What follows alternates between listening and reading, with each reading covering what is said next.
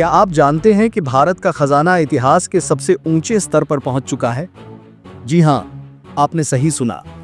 भारत न सिर्फ विदेशी मुद्रा भंडार में बढ़ोतरी कर रहा है, बल्कि सोने के भंडार में भी ऐसी उछाल आई है जो कभी देखी नहीं गई। ये वही भारत है जिसका खजाना कुछ महीने पहले तक गिर रहा था, लेकिन अब ऐसा पलटवार किया है कि दुनिया भी हैरान रह गई है।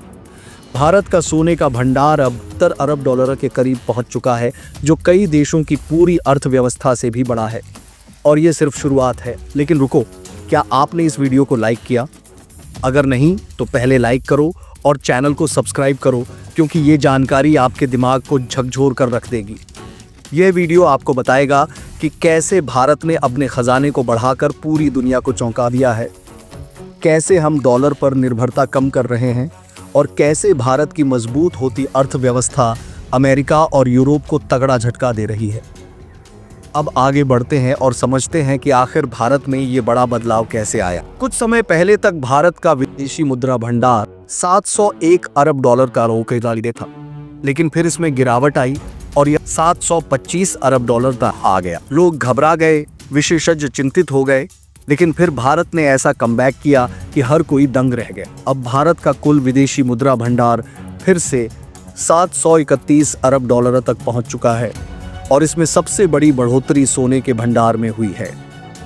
अब जरा सोचिए, दुनिया के बड़े देश जैसे अमेरिका, ब्रिटेन और चीन पहले से ही अपने खजाने में भारी मात्रा में सोना रखते थे, लेकिन भारत को कभी इस ओर गंभीरता से ध्यान ही नहीं दिया गया। 15 से 20 साल पहले हमारा सोने का भंडार काफी कम था, लेकिन अब भारत ने इस क्षेत्र में ऐसी छलांग लगाई है कि दुनिया देखती रह गई।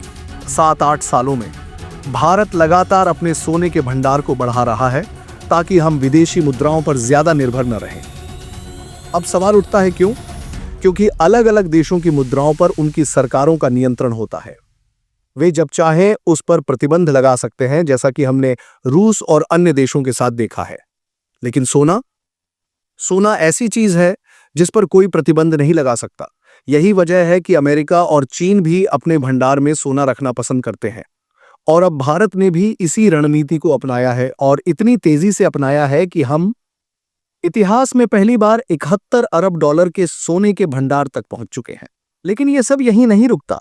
भारत अब सिर्फ विदेशी मुद्रा और सोने पर नहीं, बल्कि गोल्ड मोनेटाइजेशन स्कीम के जैसी रणनीतियों पर भी फोकस कर रहा है। इसका मतलब यह हुआ कि भारत अपने ही सोने को इस्तेमाल करके अपनी अर्थव्यवस्था को और मजबूत बना रहा है। इसका सीधा असर हमारी जीडीपी पर पड़ा है, जो अब 7.5% तक प्रभावित हो रही है। अब जरा इस पर भी ध्यान दीजिए, रुपया गिरा है और बहुत से लोग इस पर शोर मचा रहे हैं, लेकिन क्या वाकई यह नुकसानदायक है? बिल्कुल नहीं, क्योंकि जब रुपया गिरता है तो हमारे एक्सपोर्टर्स को फायदा होता है। हमारे रत्न और आभूषण उद्योग को ही देख लीजिए। भारत दुनिया का दूसरा सबसे बड़ा एक्सपोर्टर बन चुका है और हर साल 13 अरब डॉलर से ज्यादा के जेम्स और ज्वेलरी दुनिया भर में भेज रहा है। यानी कि जब अमेरिका भारतीय प्रोडक्ट्स पर टैक्स बढ़ाने की कोशिश करता है, तो हमारे एक्सपोर्टर्स अपने दाम कम करके उसे काउंटर कर देते हैं। इस तरह से भारत की कंपनियां बाजार में अपनी पकड़ बनाए रखती हैं।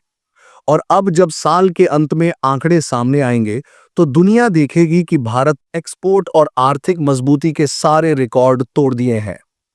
अब सोचिए, अगर हम इसी रफ्तार से चलते रहे तो आने वाले वर्षों में भारत कहां होगा? लेकिन सबसे बड़ा सवाल, क्या हम तैयार हैं? क्या हम समझ रहे हैं कि भारत किस दिशा में बढ़ रहा है? अगर हां, तो इस बदलाव का हिस्सा बनो। इस वीडियो को शेयर करो ताकि हर कोई जान सके कि भारत का खजाना अब सिर्फ बढ़ नहीं रहा, बल्कि दुनिया को झटका देने की तैयारी कर रहा है।